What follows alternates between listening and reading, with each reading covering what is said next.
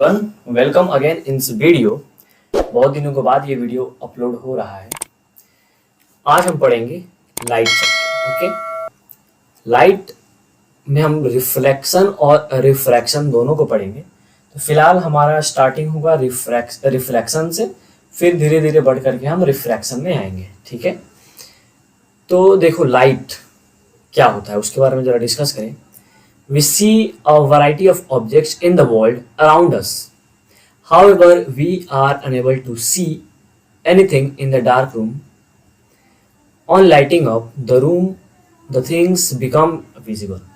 मतलब क्या है कि देखो क्या होता है, डार्क रूम जब भी रहता है तो हम कुछ नहीं देख पाते। हमारे रूम में अगर डार्क रहे तो हम कुछ नहीं देख पाते हैं कि रूम में क्या है क्या नहीं है। जैसे लाइट आता है हर चीज विजिबल होने लगता है, कौन चीज कहाँ रखा है क्या रखा है ना। यानी किसी भी चीज को देखने के लिए हमें लाइट की जरूरत पड़ती है, हमें नीड है लाइट की। एसेंशियल थिंग्स हो गया लाइट। लाइट अगर ना रहे तो हम कोई चीज देख नहीं सकते। तो light is the form of energy, जिसको ऑप्टिकल एनर्जी भी कहते हैं, which help us to see around object around us. यानी लाइट का अगर डिफिनेशन को देखा जाए तो light is the form of energy. इसको जरा कर देता हूँ। Okay, light is the form of energy, optical energy कहते हैं जिसको, which help us to see object around us. ठीक है, देखो दो थ्योरी के बारे में हम बात करेंगे।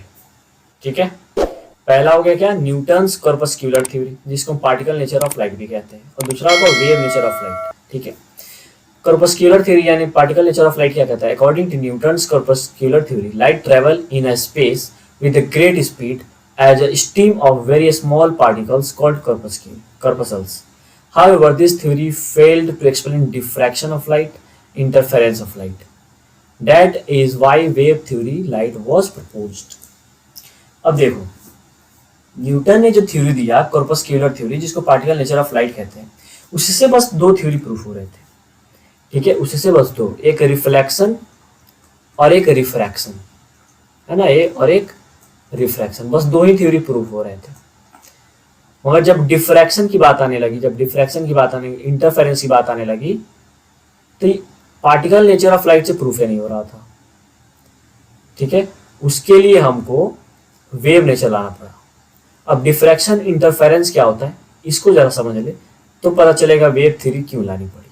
ठीक है, डिफ्रैक्शन को समझते हैं। ठीक है, डिफ्रैक्शन क्या होता है, देखो एक मान लो एक लाइट हमने पास कराई।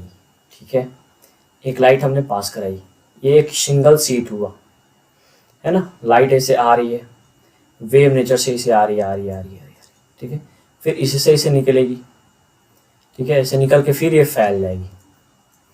ठीक है, एक पैटर्न बनेगा इस तरह का। हमने देखा ना, अक्सर तुम क्या कर सकते हो ना, घर में जब अंधेरा कर लो, ठीक है, और एक कहीं से लाइट को तुम उसमें पास कराओ, वहां पे तुमको डिफ्रैक्शन दिखेगा।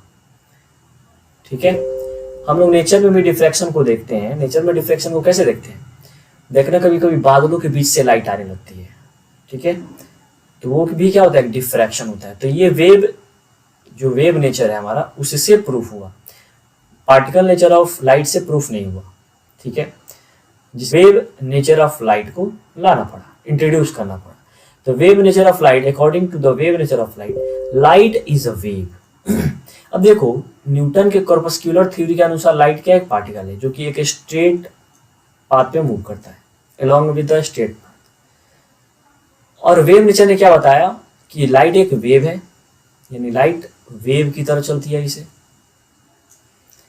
Electromagnetic in nature and it is electromagnetic in nature, और वो क्या है, इलेक्ट्रोमैग्नेटिक इन नेचर है, जिसकी वजह से वेव थ्योरी और एक्सपैंड हुआ।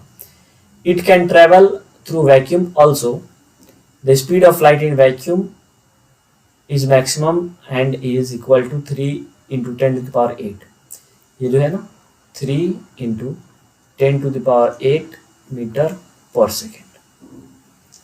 ठीक है, ये वेव नेचर है। इस तरह लाइट का डुअल नेचर इंट्रोड्यूस हुआ।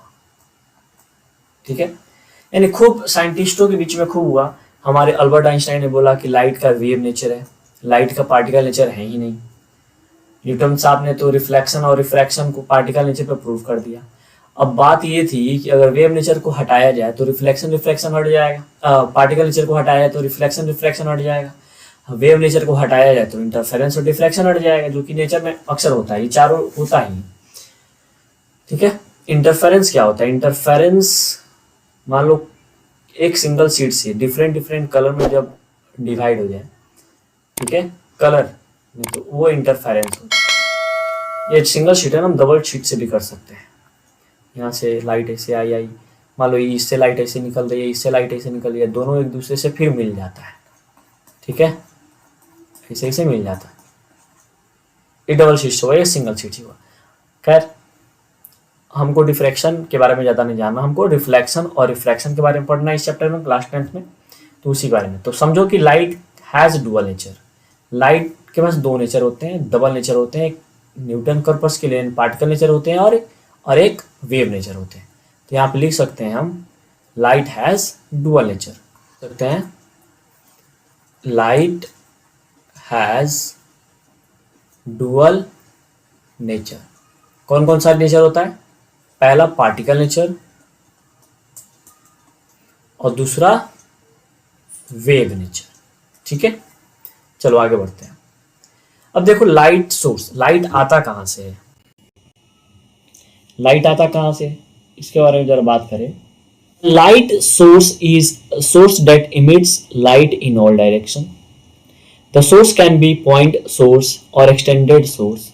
Light source are two types. अब देखो लाइट सोर्स क्या होता है? लाइट जहां से आती है वो लाइट सोर्स हो गया, जहां से लाइट आती है वो लाइट सोर्स हो गया। जहां से इमिट करती है लाइट ऑल डायरेक्शन, इन ऑल डायरेक्शन, वो क्या हो गया?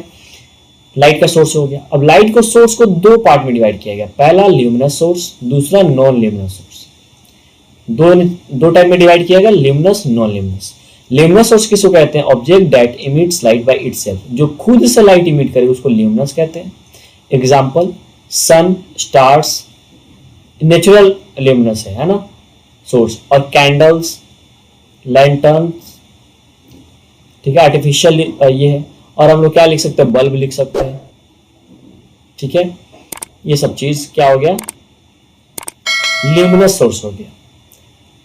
नॉन ल्यूमिनस को क्या होगा? Object that do not emit, यानी ऑब्जेक्ट, कोई भी ऑब्जेक्ट जो उसके पास खुद का लाइट नहीं होता है, जो खुद लाइट इमिट नहीं करता है, उसको हम नॉन ल्यूमिनस कहते हैं।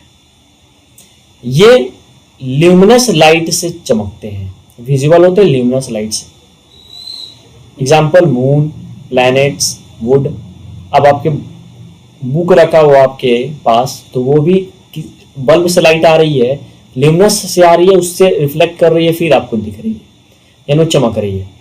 ठीक है, तो बुक भी हो गया नॉन ल्यूमिनस, क्योंकि इससे से लाइट तो नहीं निकलती है, ये किसी की और लाइट से चमकता है, तो नॉन ल्यूमिनस हो गया। यानी जिस जो खुद लाइट इमिट करे वो ल्यूमिनस हो गया, जो खुद लाइट इमिट ना करे वो नॉन ल्यूमिनस हो गया। अब देखते हैं medium of the for the propagation of light. Light को फैलने के लिए मीडियम भी तो चाहिए, लाइट ऐसे तो नहीं फैल जाएगा। और वैक्यूम में भी लाइट चलती है, इसका मतलब ये भी नहीं है कि लाइट सिर्फ लाइट को चलने के लिए एक अच्छा मीडियम चाहिए, वो वैक्यूम में भी चल सकती है जहाँ पे एयर नहीं होता है, और एयर में भी चलती है। अब देखो तीन तरह के हम देख सकते हैं। ठीक है, पहला बात कि light travel along straight line. पहला कि लाइट ट्रेवल हमेशा करती है स्ट्रेट लाइन में। The path of light changes only when the medium changes. अब पाथ जो है, मान लो स्ट्रेट लाइन में इसे मूव कर रही है, ये चेंज कब होगा? जब कोई मीडियम रखा जाए। ठीक है, वो ट्रांसपेरेंट हो सकता है, वो ओपैक हो सकता है, वो ट्रांसल्यूसेंट हो सकता है, किसी तरह का मीडियम हो सकता है, उससे लाइट डेविएट हो सकती है। तो ट्रांसपेरेंट मीडियम उसको कहते हैं जिससे लाइट आसानी से पास कर जाए, उसको जैसे वाटर हो गया, ग्लास, ग्लिसरीन, ट्रांसपेरेंट हो। ओपैक क्या हो गया? जिससे लाइट बिल्कुल भी ना पास करे, ब्लॉक कर दे लाइट को, उसको ओपैक कहते हैं। जैसे वुड, मेटल्स, ब्रिक्स, सब ओपैक है। ट्रांसलूसेंट किसको कहते हैं? जब लाइट पार्शियली ट्रेवल करे उससे, उस ऑब्जेक्ट से, जैसे ऑयल हो गया, लाइट पास करे तो थोड़ा थोड़ा पास करेगा। ठीक है, ये प्रोपेगेशन ऑफ लाइट हो गया। मीडियम चाहिए तो मीडियम तीन हम देख